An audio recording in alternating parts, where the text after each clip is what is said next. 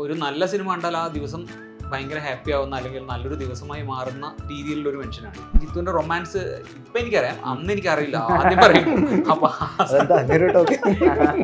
നമുക്കൊരു ഒരു ബിലീവ് ചെയ്യാൻ പറ്റുന്ന അല്ലെങ്കിൽ ട്രസ്റ്റ് ചെയ്യാൻ പറ്റുന്ന ഒരു ഡയറക്ടർ ഇതുപോലൊരു ഡിഫറെന്റ് ആയിട്ടുള്ള ഒരു ഐഡിയ ആയിട്ട് ഡെഫിനറ്റ്ലി നമ്മളത് കൂടെ നിൽക്കും. ഇപ്പൊ റെഡ് ട്രെയിൻ പറഞ്ഞില്ലേ, രാഹുൽ ആക്ച്വലി അന്ന് ആ സിനിമയുടെ ഐഡിയയുമായിട്ട് എൻ്റെ അടുത്ത് വന്നിരുന്നു. ഇൻഫർമേഷൻ കൊടുത്ത് ഞാൻ പറയണ്ടേ സെക്കൻഡ് പാർട്ട് ഇവിടെ ഹിന്ദു മിത്തോളജി ഉള്ള ഒരു ക്യാരക്ടറിന്റെ റെഫറൻസ് ആണ്. കാക്ബുഷിൻഡി എന്ന് പറഞ്ഞിട്ടൊരു ക്യാരക്ടർ ഉണ്ട്, കാക്കയുടെ തലയും മനുഷ്യന്റെ ഉടലുമായിട്ട്. അപ്പോൾ ഈ ക്യാരക്ടറാണ് ശരിക്കും പറഞ്ഞ ടൈം ട്രാവലുമായി ബന്ധപ്പെട്ട് നിൽക്കുന്ന ഒരു ക്യാരക്ടറാണ്. കുറെ കാലമായിട്ട് ഞാൻ സിനിമ കണ്ടു തുടങ്ങുന്ന എൻ്റെ ഓർമ്മകൾ ഉണ്ടാവുന്ന സമയം തൊട്ടിട്ട് തന്നെ വിനീതേട്ടൻ സിനിമയിലുണ്ട്. ഇപ്പൊ എന്റെ പ്രായം കൂട്ടാനാണോ നിന്റെ പ്രായം കുറക്കാനാണോ? ഇതിനാണ് നീ ഓർമ്മകൾ ഉണ്ടാവുന്ന ഓർമ്മ ഉണ്ടായ ഒരു കാലഘട്ടം ഏകദേശം പറഞ്ഞ എനിക്ക് ഒരുപാട് എന്റേതായിട്ടുള്ള ശീലങ്ങളുണ്ട്. ഇപ്പൊ ഞാൻ കഴിക്കുന്നതിലായാലും അല്ലെങ്കിൽ എന്റെ വർക്ക്, അതാ ഞാൻ പറഞ്ഞ അതൊന്നും ഇതിനു വേണ്ടിയിട്ടല്ല. അതായത് അങ്ങനെ ഒരു ഏജ് കുറച്ച് കാണിക്കണമെന്നോ അല്ലെങ്കിൽ ശരീരം അങ്ങനെയല്ല. ഈ പ്രായത്തിൽ ഇവിടെ സ്റ്റേഡിയത്തിൽ സ്കേറ്റിംഗ് പഠിക്കാൻ വേണ്ടിയിട്ട് ഞാൻ ജോയിൻ ചെയ്ത് പിറ്റേന്ന് സ്കേറ്റിംഗ് ഷൂസൊക്കെ വാങ്ങിച്ച് ഞാൻ അവിടെ ചെല്ലുമ്പോൾ എല്ലാം കുട്ടികളും. അപ്പൊ ഞാൻ അങ്ങനെ, കാരണം ഞാൻ തെന്നി വീണാൽ ഒരു 3 ആൾ എൻ്റെ അടിയിലുണ്ടാവും. മമ്മൂക്ക് ഏതോ പടത്തിൽ ഡാൻസ് പഠിക്കാൻ പോകുന്നില്ല, ആ സീനാണ് എനിക്ക് പെട്ടെന്ന് ഓർമ്മ.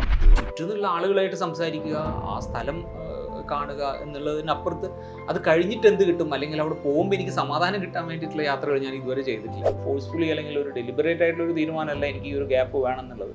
പക്ഷെ ഒരു കഥയുണ്ടായി, ആ കഥ നമ്മൾക്ക് അത് ഫോമായി. പക്ഷേ ഈ സമയം അറിയുന്നില്ല എന്നുള്ള സത്യമാണ്. നിങ്ങൾ ഒരു കാര്യം ശ്രദ്ധിച്ചോ എന്നറിയില്ല, അതിലൊരു ക്യാരക്ടറിൻ്റെ കയ്യിൽ വാച്ചില്ല. അത് ജിത്തുവിൻ്റെ അടുത്ത് ഞാൻ ചോദിച്ചു, ജിത്തു അത് വേണ്ട ഏട്ടാ, കാരണം ഇതിനകത്ത് ടൈം എന്ന് പറയുന്നത് നമ്മളാണ് തീരുമാനിക്കുന്നത്. ഇല്ല, OTT പോകുമ്പോൾ ഞാൻ ഇറക്കും.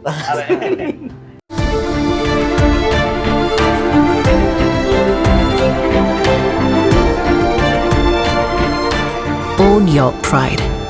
Pride Diamond Collections by Joya Lucas, world's favorite jeweler. എന്താ ചൂട്? അല്ല, എന്ത് ചൂട്? ഈ സമ്മർ കൂളാക്കൂ ഓക്സിജനോടൊപ്പം. ഏറ്റവും മികച്ച AC-കളുടെ ഏറ്റവും നല്ല ഓഫേഴ്സിന് വിസിറ്റ് ചെയ്യൂ oxygen, the cooling expert. Malayala cinema എപ്പോഴും പരീക്ഷണത്തിന്റെ കാര്യത്തിൽ മുൻപന്തിയിലായിരുന്നു. ഇന്ത്യയിൽ ആദ്യമായി ഒരു 3D സിനിമ വന്നു, അത് മലയാളത്തിലായിരുന്നു. ഒരു ആനിമേഷൻ ക്യാരക്ടറിനെ ഒരു സിനിമയിൽ ഉൾപ്പെടുത്തി ഒരു മുഴുനീള സിനിമയുണ്ടാക്കി, അത് മലയാളത്തിലായിരുന്നു.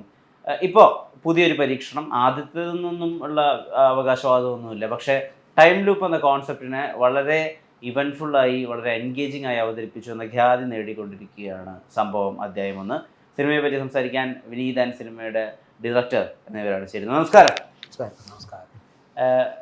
പെട്ടെന്ന് ആളുകൾക്ക് മനസ്സിലാവണം ഈ കാര്യം. എവിടെയെങ്കിലും ഒരു തരി കണക്ടിവിറ്റി മാറിപ്പോയി കഴിഞ്ഞാൽ റെഡ് റെയിനൊക്കെ സംഭവിച്ചത് എന്താണോ, അല്ലെങ്കിൽ അങ്ങനത്തെ മീൻസ് കോംപ്ലക്സ് ആയിട്ടുള്ള കോൺസെപ്റ്റിനെ, ഹൈ കോൺസെപ്റ്റിനെ പറയുന്നത് സാധാരണക്കാരനും, അതായത് ഇപ്പോൾ ജോലിയൊക്കെ കഴിഞ്ഞ് അന്നത്തെ കൂലി വാങ്ങിച്ച് തിയേറ്ററിൽ പോകുന്ന ആൾക്കും അത് എൻ്റർടൈനിങ് ആയിരിക്കണം. ആ ഒരു മൈൻഡ് സെറ്റ് ഉണ്ടായിരുന്നു എഴുത്ത് സമയത്ത്? ഇപ്പൊ ബ്രോ പറഞ്ഞത് ഒരു ഇൻട്രൊഡക്ഷൻ പറഞ്ഞ പോലെ തന്നെയാണ്. അതായത് ഇപ്പൊ പറഞ്ഞ പോലെ മൈഡർ കുട്ടിച്ചാത്താനൊക്കെ എക്സ്പ്ലോർ ചെയ്ത അല്ലെങ്കിൽ അതൊക്കെ സെലിബ്രേറ്റ് ചെയ്ത ഒരു കൈൻഡ് ഓഫ് ഓഡിയൻസ് ആണ് ഇവിടെ ഉള്ളത്. അപ്പൊ അവര് കാണാത്തതായിട്ടൊന്നും ഇല്ല, അവരെ അനുഭവിക്കാത്തതായിട്ടുള്ള സിനിമകളൊന്നും ഇല്ല. അപ്പൊ അത് തന്നെയായിരുന്നു കോൺഫിഡൻസ്. ബാക്കി നമ്മുടെ ഓഡിയൻസിനെ ട്രസ്റ്റ് ഉണ്ടായിരുന്നു, അത് തന്നെയായിരുന്നു. ഇപ്പം റേസ് അഗെയിൻസ്റ്റ് ടൈം എന്നുള്ള കോൺസെപ്റ്റിലൊക്കെ ആയിരുന്നു വേഗമൊക്കെ വന്നിട്ടുണ്ടായിരുന്നത്. പലപ്പോഴും അങ്ങനെ കുറച്ച് മാറിയിട്ടുള്ള സ്ഥിരം വാർപ്പ് മാതൃകകളിൽ നിന്ന് മാറിയിട്ടുള്ള സിനിമകൾക്കൊക്കെ വിനീതേട്ടൻ കൈ കൊടുത്തിട്ടുണ്ട്. അപ്പോൾ അതിൽ വിജയപരാജയങ്ങളുടെ ഒക്കെ അപ്പുറത്തെ ആ ഒരു അറ്റംപ്റ്റിന് കൈ കൊടുക്കപ്പെടും. എഫ്രണ്ട് ഉൾപ്പെടെ അതൊരു സ്ഥിരം പ്രശ്നപരിഹരണം ക്ലൈമാക്സ് ഉള്ള സിനിമയല്ലല്ലോ. ഇങ്ങനത്തെ കാര്യങ്ങൾക്ക് കൊടുക്കുമ്പോൾ കരിയറിന്റെ അടുത്ത ഘട്ടം എന്നാണോ ആലോചിക്കുക, for the good sake of cinema അങ്ങനെയാണോ ആലോചിക്കുക? രണ്ടുമല്ല, ഞാൻ ആലോചിക്കുക എൻ്റെ പ്രേക്ഷകൻ, അതായത് ഞാൻ അൾട്ടിമേറ്റ്ലി ഒരു ഭയങ്കര ഫിലിം പാഷനേറ്റ് ആയിട്ടുള്ള ഒരു പ്രേക്ഷകനാണ്. കാരണം ഒരു എല്ലാ സിനിമകളും തിയേറ്ററിൽ ഇറങ്ങുന്ന സിനിമകൾ കാണാറുണ്ട്, എനിക്ക് അവൈലബിൾ ആയിട്ടുള്ള സിനിമകൾ കാണാറുണ്ട്.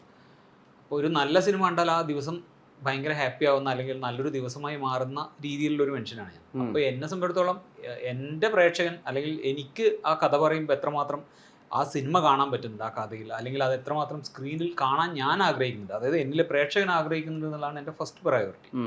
അപ്പോൾ നമുക്ക് കുറച്ചുകൂടെ വേൾഡ് സിനിമകളുടെ ഒരു എക്സ്പോഷർ കിട്ടിയതുകൊണ്ട്, ചെറുപ്പം തൊട്ട് നമുക്ക് അത്തരം സിനിമകൾ കാണാൻ പറ്റിയതുകൊണ്ട്, ഒരുപക്ഷെ ഡിഫറെൻ്റ് ആയിട്ടുള്ളൊരു തോട്ടുമായിട്ട് ഒരാൾ വരുമ്പോൾ പെട്ടെന്ന് നമുക്കത് പിക്ക് ചെയ്യാനുള്ളൊരു എന്താ പറയുക, ഉള്ളിൽ നിന്ന് തന്നെ നമുക്കൊരു ത്വര വരും.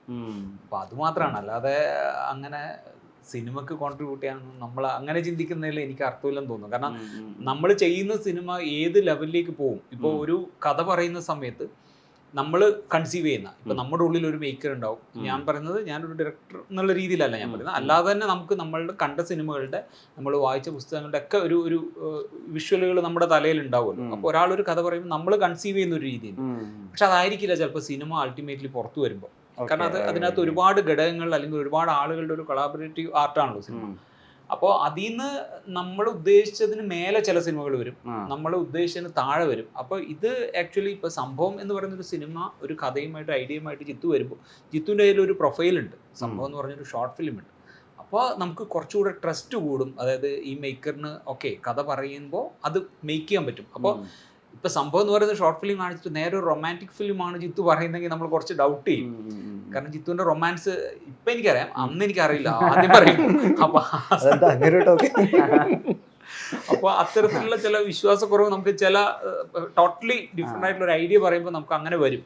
അപ്പൊ ഈ ഐഡിയ പറയുമ്പോഴും ചിലപ്പോൾ ഒരുപക്ഷെ ജിത്തു ഷോർട്ട് ഫിലിം ഇല്ലായിരുന്നെങ്കിൽ, പക്ഷെ ജിത്തുവിന് ഈ ബുദ്ധി ഉണ്ട്. കാരണം ജിത്തു ആദ്യമേ തന്നെ ഷോർട്ട് ഫിലിം ഉണ്ടാക്കി എന്നോട് കഥ പറയാൻ വരുമ്പോഴും നമ്മുടെ ഈ സിനിമയുമായിട്ട് അസോസിയേറ്റ് ചെയ്യുന്ന മറ്റ് ടെക്നീഷ്യൻസിനൊക്കെ വിളിക്കുമ്പോഴും ആദ്യം ഈ ഷോർട്ട് ഫിലിം ഒന്ന് കാണുക എന്നാണ് പറയുന്നത്. അപ്പൊ നമുക്ക് ഒരു ട്രസ്റ്റ് കൂടും. അപ്പൊ അത്തരത്തിൽ നമുക്കൊരു ബിലീവ് ചെയ്യാൻ പറ്റുന്ന അല്ലെങ്കിൽ ട്രസ്റ്റ് ചെയ്യാൻ പറ്റുന്ന ഒരു ഡയറക്ടർ ഇതുപോലൊരു ഡിഫറെന്റ് ആയിട്ടുള്ള ഒരു ഐഡിയ ആയിട്ട് വരുമ്പോൾ ഡെഫിനറ്റ്ലി നമ്മളത് കൂടെ നിൽക്കും.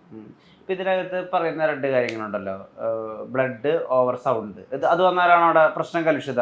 ഒരു സെക്കൻഡ്, നീ നേരത്തെ പറഞ്ഞപ്പോഴാണ് ഇപ്പൊ റെഡ് റെയിൻ പറഞ്ഞില്ലേ, രാഹുൽ ആക്ച്വലി അന്ന് ആ സിനിമയുടെ ഐഡിയയുമായിട്ട് എൻ്റെ അടുത്ത് വന്നിരുന്നു. അപ്പൊ ഞാൻ ആക്ച്വലി എനിക്കത് ഈ പറയുന്ന ഏലിയൻ എന്നൊക്കെ പറയുന്ന നമ്മുടെ മലയാള സിനിമയിൽ അത് എത്രമാത്രം കൺവിൻസിങ് ആവും, അല്ലെങ്കിൽ അത്തരം ഐഡിയകൾ എങ്ങനെ, പുതിയ ഇൻഫർമേഷൻ ആണ്. അല്ല എനിക്കും സത്യം പറഞ്ഞു കഴിഞ്ഞാൽ ഞാൻ അറിയില്ലായിരുന്നു രാഹുൽ അന്ന് എൻ്റെ അടുത്ത് വന്ന കാര്യം. ഞാൻ ഈ ബ്രഹ്മയുഗം കണ്ടിട്ട് എക്സൈറ്റഡ് ആയിട്ട് രാഹുലിനെ വിളിക്കാൻ വേണ്ടിയിട്ട് ഞാൻ ഫോൺ എടുത്ത് നമ്പർ ഡയൽ ചെയ്യുമ്പോഴാണ് രാഹുലിന്റെ പേര് ഞാൻ സേവ് ചെയ്തിരിക്കുന്നത്. അന്നത്തെ ആ സിനിമയും ആ ഐഡിയ ആയിട്ട് റെഡ് റെയിൻ രാഹുൽ അല്ല, റെഡ് റെയിൻ എന്നല്ല, അന്ന് UK എന്നാണ് രാഹുൽ വന്നത്. അപ്പൊ അതുമായി ബന്ധപ്പെട്ടിട്ടുള്ള രീതിയിലാണ് ഞാനത് ചെയ്തു വെച്ചത്. പിന്നെ രാഹുലിനെ കാണുമ്പോൾ ഞാൻ പറയുന്നത്, പക്ഷെ ഞാൻ പറയുന്നത് ഒരു ഡിഫറെൻ്റ് ആയിട്ടുള്ള ഒരു തോട്ട് ആലോചിക്കുന്ന അദ്ദേഹം അത് ചേസ് ചെയ്ത് അത് സക്സസ്ഫുൾ ആക്കി.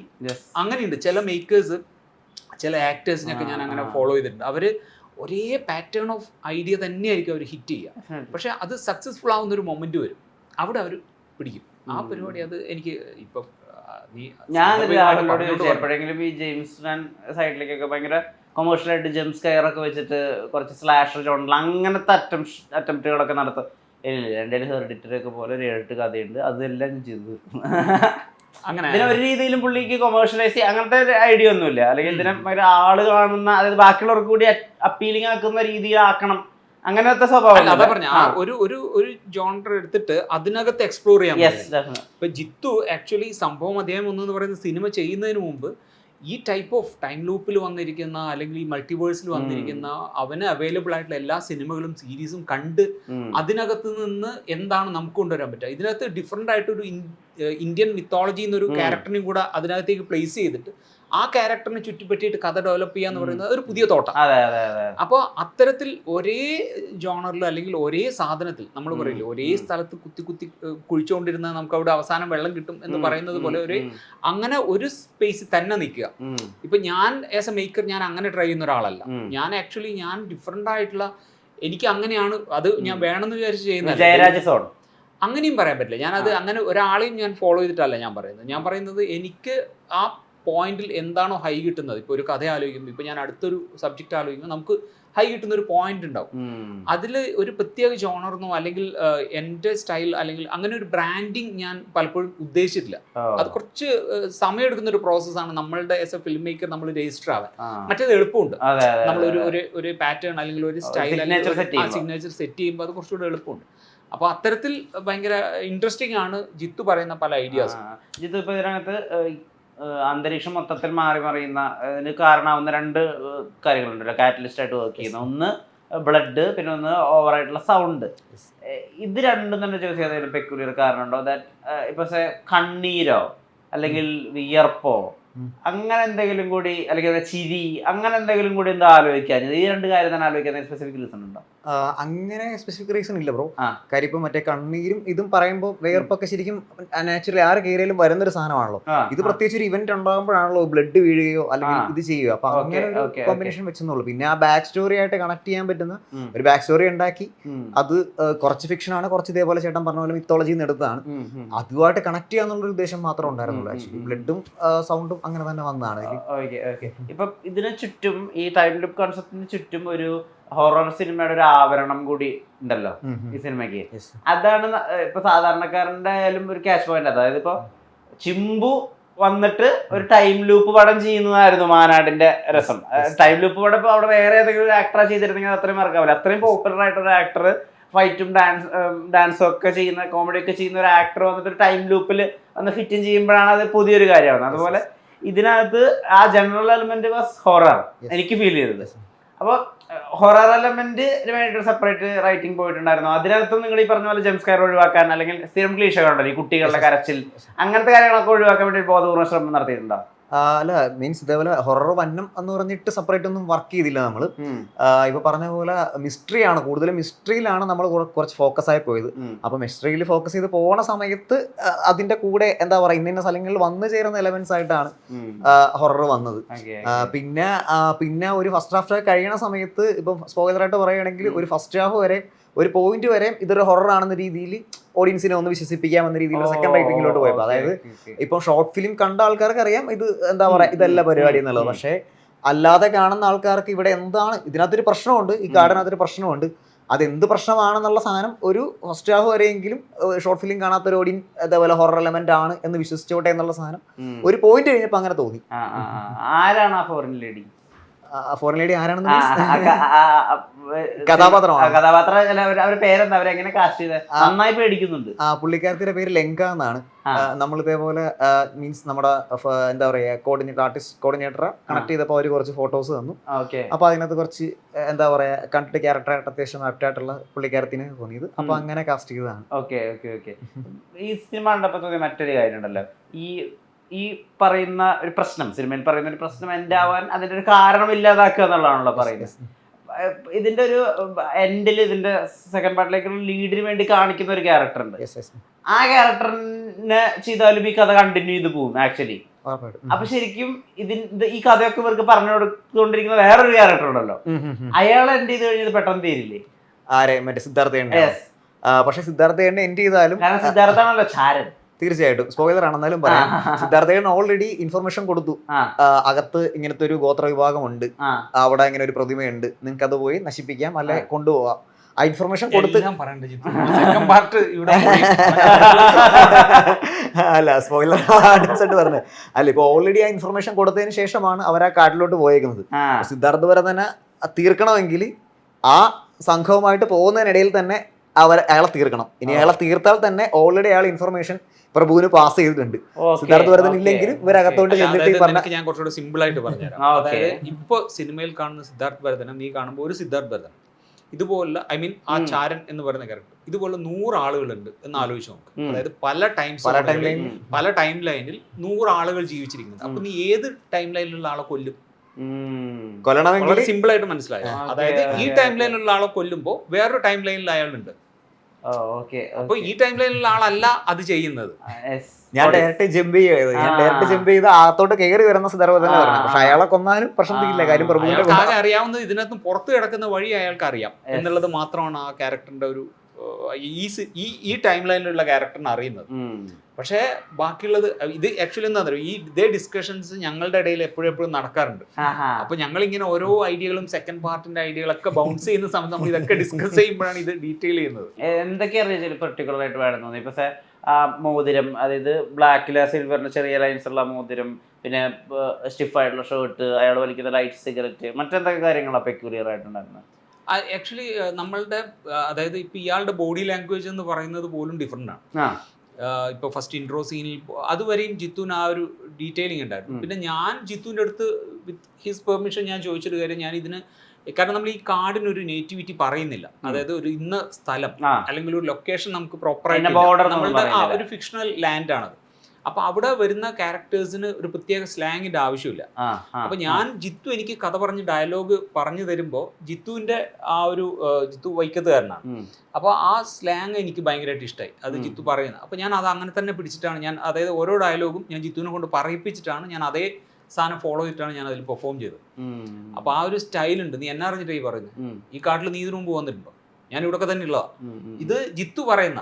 അപ്പൊ അത് ഞാൻ ജിത്തുവിനോട് ഒന്ന് പറയിപ്പിക്കുക, എന്നിട്ട് ഞാനത് അതേപോലെ ആ സ്റ്റൈല് ഫോളോ ചെയ്യാൻ നോക്കി. ഓക്കെ, ഈ സിനിമയിൽ വളരെ പ്രധാനപ്പെട്ട ഈ അമ്പലത്തിലെ ആ ഒരു വലിയ പ്രതിഷ്ഠയുണ്ടല്ലോ, അല്ലെങ്കിൽ പ്രതിമ, അതിൽ എത്രമാത്രം CG ഉണ്ട്, എത്രമാത്രം ആർട്ട് ഉണ്ട്? ഇല്ല, അത് ഫുൾ ആർട്ടാണ്. ഫുൾ ആർട്ടാണ്. അതെ. Okay okay okay. എത്ര സമയം എടുത്തിട്ട് അത് ബിൽഡ് ആയിരിക്കുന്നത്? അത് ആക്ച്വലി ചെന്നൈയിലായിരുന്നു അത് ബിൽഡ് ചെയ്തെടുത്തത്. എന്നിട്ട് ഇവിടെ കൊണ്ടേ സെറ്റ് ചെയ്യുമായിരുന്നു. ചെന്നൈയിൽ നിന്ന് പാലക്കാട് ധോണി ഫോറസ്റ്റിലാണ് നമ്മൾ ഷൂട്ട് ചെയ്ത്. അപ്പൊ ചെന്നൈ പോയിട്ട് അത് വർക്ക് ചെയ്ത് അവിടെ നിന്ന് മറ്റേ ലോറിയിൽ കൊണ്ടുവന്ന് ഇവിടെ പ്ലേസ് ചെയ്യുമായിരുന്നു. അതിനകത്ത് ഒരു പൊടിക്ക് പോലും CG ഇല്ല, ഫുള്ള് പ്രോപ്പർ സെറ്റ് ആണ്. Okay okay okay. ഇപ്പൊ എന്തുകൊണ്ടാ അങ്ങനൊരു, ഇപ്പൊ കാക്കയെ തന്നെ യൂസ് ചെയ്യാം, അതിന് പർട്ടിക്കുലർ റീസൺ? ഉറപ്പായിട്ടും ബ്രോ. അത് നിലവിൽ ഇപ്പോൾ എന്താ പറയാ, നമ്മുടെ ഹിന്ദു മിത്തോളജി ഉള്ള ഒരു ക്യാരക്ടറിന്റെ റെഫറൻസ് ആണ്. കാക്ഭൂഷണ്ടി എന്ന് പറഞ്ഞിട്ടൊരു ക്യാരക്ടർ ഉണ്ട്, കാക്കയുടെ തലയും മനുഷ്യന്റെ ഉടലുമായിട്ടുള്ള. അപ്പോൾ ഈ ക്യാരക്ടറാണ് ശരിക്കും പറഞ്ഞ ടൈം ട്രാവലുമായി ബന്ധപ്പെട്ട് നിൽക്കുന്ന ഒരു ക്യാരക്ടറാണ്. ഈ ക്യാരക്ടറിന് പാസ്റ്റിലോട്ടും പാസ്റ്റിലോട്ടും ഫ്യൂച്ചറിലോട്ടും മൾട്ടിവേഴ്സിലോട്ടും ട്രാവൽ ചെയ്യാനുള്ള കഴിവുണ്ടെന്നാണ് പറയുന്നത്. ഈ ക്യാരക്ടർ രാമായണം ഇത്ര തവണ കണ്ടിട്ടുണ്ട്, മഹാഭാരതം ഇത്ര തവണ കണ്ടിട്ടുണ്ട്. ഇദ്ദേഹം കണ്ട രാമായണം പലതും പല വേർഷൻസ് ആയിരുന്നു.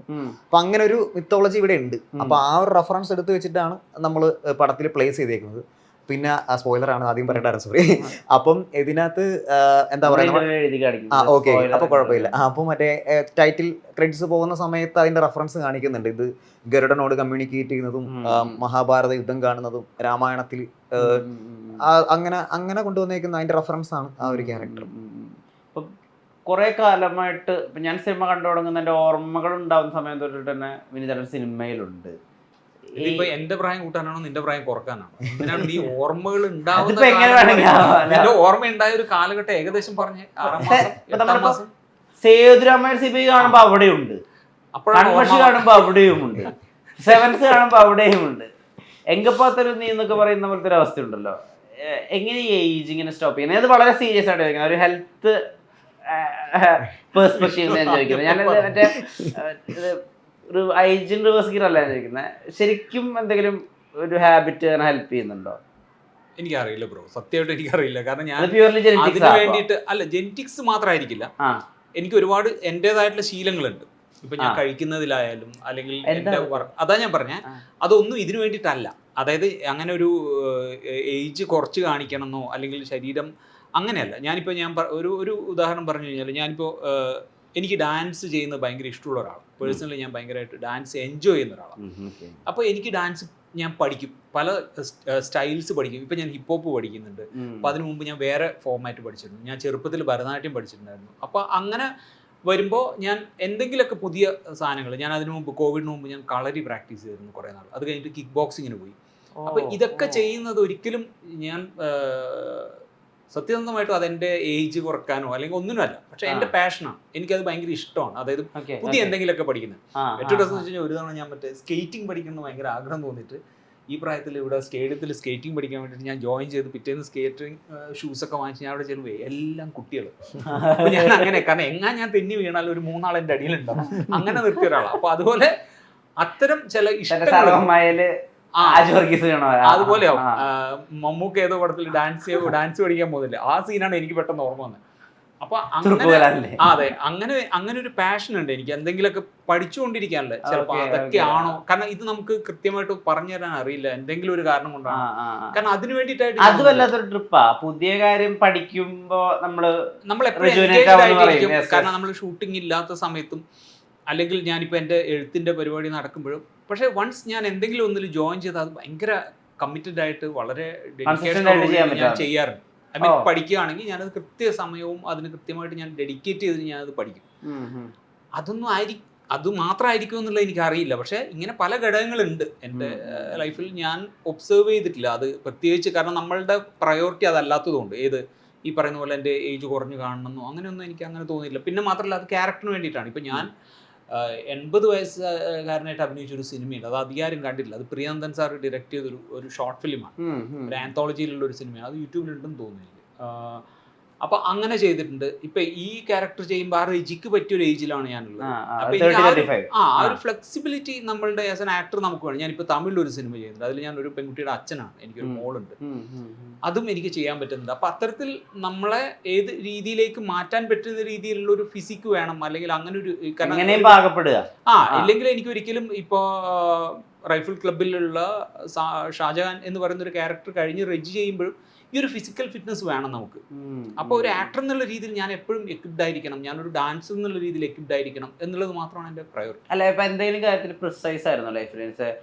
എനിക്ക് എപ്പോഴും ജോ ലൈൻ വേണം, എനിക്ക് ഒരിക്കലും വയറ് ചാടി അങ്ങനെ ഉണ്ടായിരുന്നില്ല. ഫിസിക്കൽ അല്ല, അതായത് മെന്റൽ ആണ്. മെന്റൽ പ്രിപ്പറേഷൻസ് ഉണ്ട്. അതായത് എനിക്ക് ജോ ലൈൻ വേണം, അങ്ങനെ ഇതല്ല. ഇപ്പോ വയറ് ചാടാൻ പാടില്ല എന്ന് ഞാൻ ആഗ്രഹിക്കുന്നത് ഡാൻസ് ചെയ്യാൻ വേണ്ടിയിട്ടാണ്. അതായത് എനിക്ക് സ്റ്റേജിൽ ഡാൻസ് ചെയ്യുമ്പോൾ ഞാൻ ഓക്വേർഡ് ആവരുത്. അതായത് ആസ് എ ഡാൻസർ അതിന് ഞാൻ കമ്മിറ്റഡ് ആണ്. അതുപോലെ തന്നെ ആസ് എൻ ആക്ടറും ഞാൻ കമ്മിറ്റഡ് ആണ്. ഐ മീൻ എനിക്ക് ഏത് ടൈപ്പ് ഓഫ് ക്യാരക്ടേഴ്സും ചെയ്യാം. ഇപ്പൊ വയറ് ഇല്ലാത്ത ഒരാൾക്ക് വയറ് വെച്ച് അഭിനയിക്കാൻ എളുപ്പം, വയറുള്ള ഒരാൾക്ക് വയറ് കുറച്ച് അഭിനയിക്കാൻ പറ്റില്ലല്ലോ.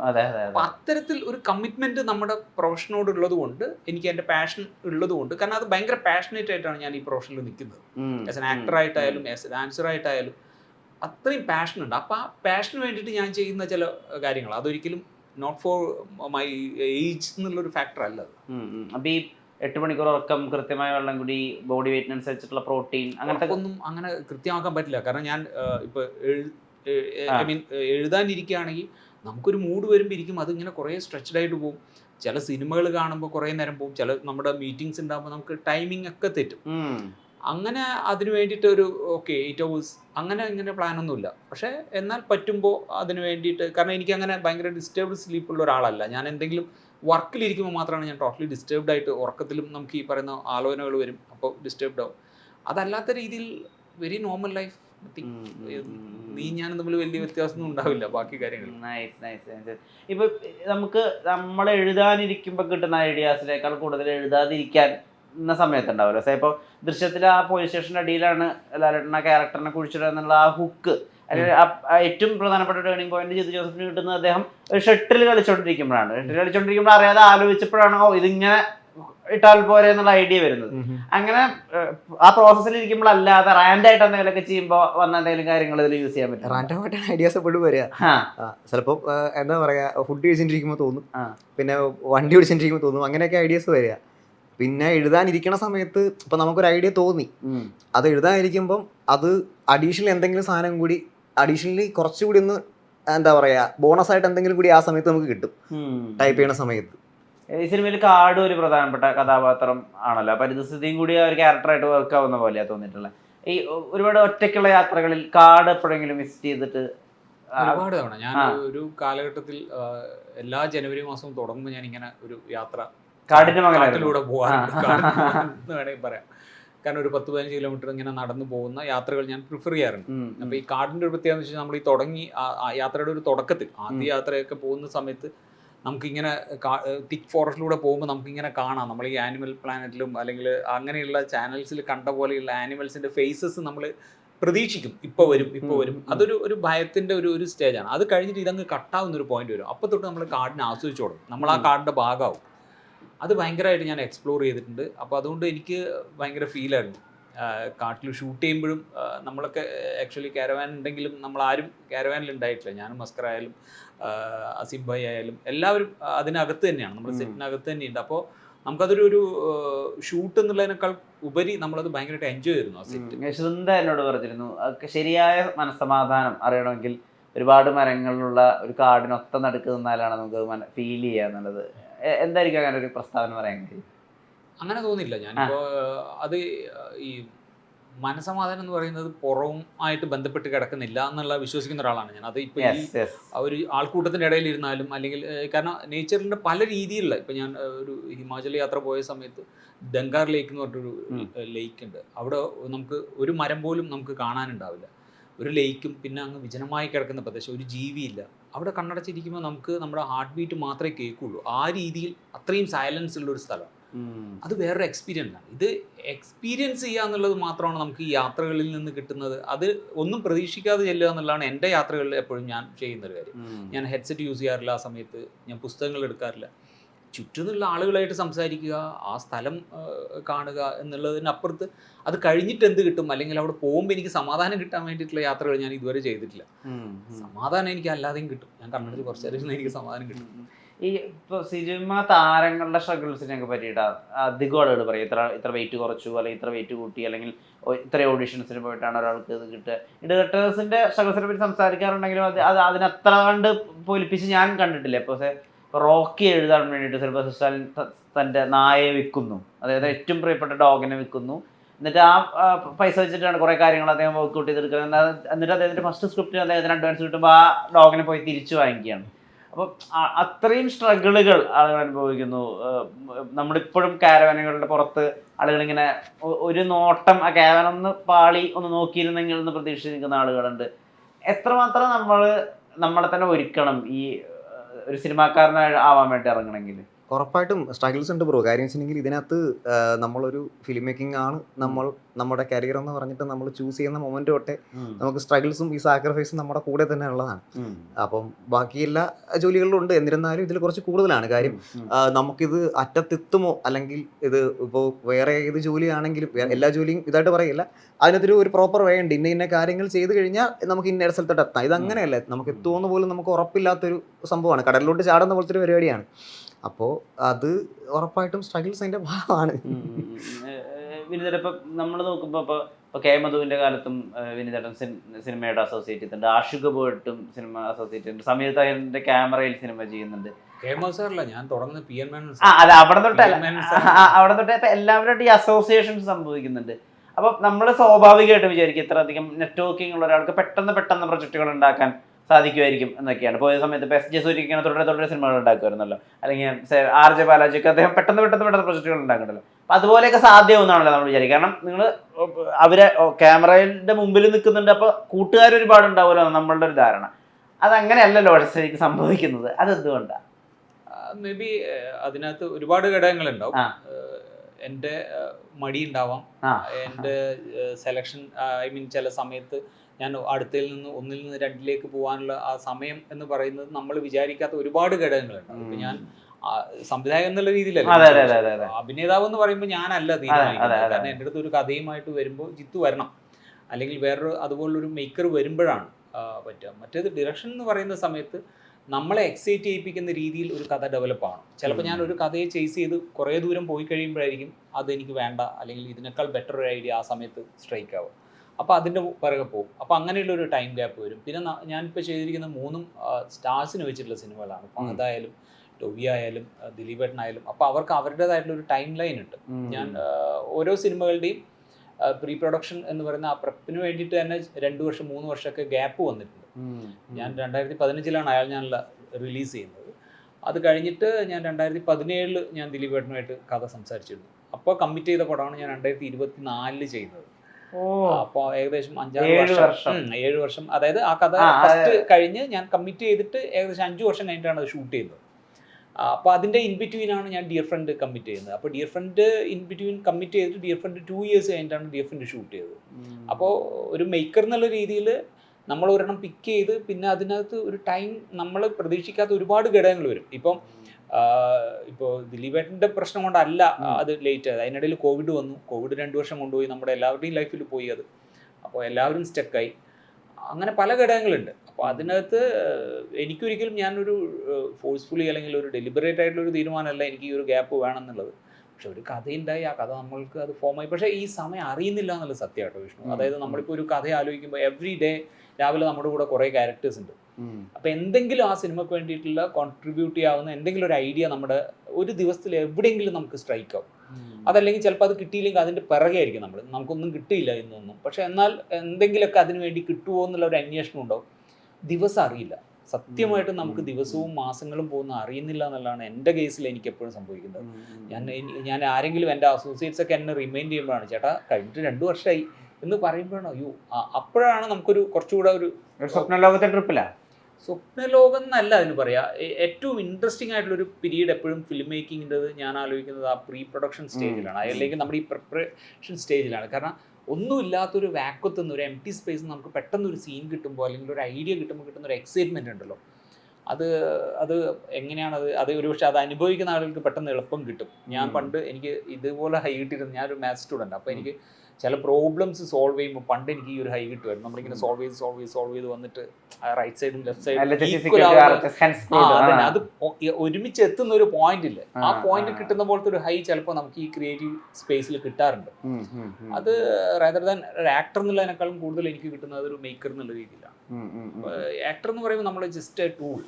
ജിത്തു പറയുന്ന അതിനകത്ത് നമുക്ക് എന്തൊക്കെ രീതിയിൽ അതിനെ എൻഹാൻസ് ചെയ്യാം, അതിനകത്ത് എന്തെങ്കിലുമൊക്കെ കോൺട്രിബ്യൂഷൻ ചെയ്യാൻ പറ്റുമോ എന്നുള്ളത് മാത്രമാണ് നോക്കുന്നത്. മറ്റേത് നമ്മൾ ഉണ്ടാക്കുന്ന ഒരു സ്പേസിലേക്കാണ് ഒരു ആക്ടർ വരുന്നത്. അവിടെ റൈറ്റിങ്ങിൻ്റെ തുടക്കം തൊട്ട് ആ ക്യാരക്ടർ ഇടേണ്ട ഷർട്ട് തൊട്ട്, കാരണം ഇപ്പോൾ ജിത്തുവിന് കൃത്യമായിട്ടുള്ള റെജി എങ്ങനെ വേണം. നിങ്ങൾ ഒരു കാര്യം ശ്രദ്ധിച്ചോന്നറിയില്ല, അതിലൊരു ക്യാരക്ടറിൻ്റെ കയ്യിൽ വാച്ചില്ല. അത് ജിത്തുവിൻ്റെ അടുത്ത് ഞാൻ ചോദിച്ചു, ജിത്തു അത് വേണ്ട കേട്ടാ, കാരണം ഇതിനകത്ത് ടൈം എന്ന് പറയുന്നത് നമ്മളാണ് തീരുമാനിക്കുന്നത്. കാരണം ഇതിനകത്ത് കാണുന്ന ഒരു പ്രേക്ഷകനും ഇനി ആരുടെങ്കിലും ഒരു വാച്ചിൽ നോക്കി സമയം കാണരുത് എന്നുള്ളൊരു തീരുമാനമുണ്ട്, മനസ്സിലായോ? അപ്പോൾ അത് ജിത്തുവിനെ എപ്പോഴോ ഏതോ ഒരു പോയിന്റിൽ ജിത്തു എടുത്തൊരു അതിനൊരു പോയിന്റ് ഉണ്ടായിട്ടില്ലേ. ആൻഡ് അതുപോലെ ഉപയോഗിച്ച വയർലെസ് ടെക്നോളജി കുറെ കാലമായിട്ട് അതിന് പ്രത്യേകിച്ച് വയർലെസ്സിൽ പുതിയ അപ്ഡേഷൻസ് വരുത്താൻ പറ്റില്ല. ഇതൊക്കെ ഞാൻ ചോദിക്കുന്നുണ്ട്. ഒരു വാച്ച് അറിയാണ്ട് കൊടുത്തു ആർക്ക്? കുമാരേട്ടൻ. ആണോ? അല്ല, നമുക്ക് ബോധപൂർവ്വം അങ്ങനെ ഒരു സാധനം ഇൻസ്ട്രക്ഷൻ കൊടുത്തിരുന്നു. അപ്പം ആ സമയത്ത് കുറച്ച് നോക്കി ഒരു ഐഡി ഇതേപോലെ ഒരു ദിവസം അഴിച്ചു വെക്കാൻ മറന്നുപോയി. പിന്നെ അത് കണ്ടിന്യൂ പിടിക്കേണ്ടി വരും. പക്ഷെ അത് നമ്മുടെ നോട്ടീസബിൾ ആയിട്ടുള്ള ഒരു ഏരിയയിലായിരിക്കില്ല.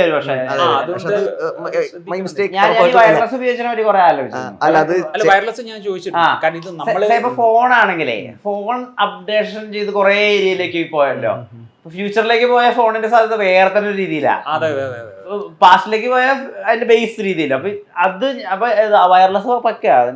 അല്ല, ഇത് ചേട്ടൻ പറയാൻ കാരണം ഇനീഷ്യൽ ഡിസ്കഷൻ തൊട്ട് ചേട്ടനോട് പറഞ്ഞു, ചേട്ടാ ഇത് അങ്ങനെ മീൻസ് എല്ലാവരോടും ഇങ്ങനെ കാര്യങ്ങൾ പാടില്ല. അപ്പൊ ചേട്ടൻ ആ ഡിസ്കഷൻസ് കേൾക്കാറുണ്ട്. പക്ഷെ ഒരു ദിവസം ഇതേപോലെ ഒരു മിസ്റ്റേക്ക് ആണ്. പക്ഷെ അത് എന്റെ മിസ്റ്റേക്ക് ആണ്, ഞാനത് നോക്കേണ്ടതായിരുന്നു. അതൊരു മിസ്റ്റേക്ക് ആയിട്ട് വന്നിട്ടുണ്ട്. അല്ല, അത്തരം കാര്യങ്ങൾ ഞാൻ പറഞ്ഞു വന്നതാണ്. അത് ജിത്തു ഓൾറെഡി അത് ആ ക്യാരക്ടർ എങ്ങനെ വേണം, ഞാൻ അതിനകത്തേക്ക് ഇന്നാവാണ്.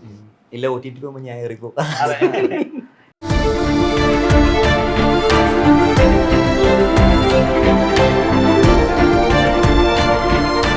Own your pride. Pride Diamond Collections by Joya Lucas, world's favorite jeweler. എന്താ ചൂട്, അല്ല എന്ത് ചൂട്. ഈ സമ്മർ കൂളാക്കൂ ഓക്സിജനോടൊപ്പം. ഏറ്റവും മികച്ച AC കളുടെ ഏറ്റവും നല്ല ഓഫേഴ്സിന് വിസിറ്റ് ചെയ്യൂ ഓക്സിജൻ, ദ കൂളിംഗ് എക്സ്പെർട്ട്.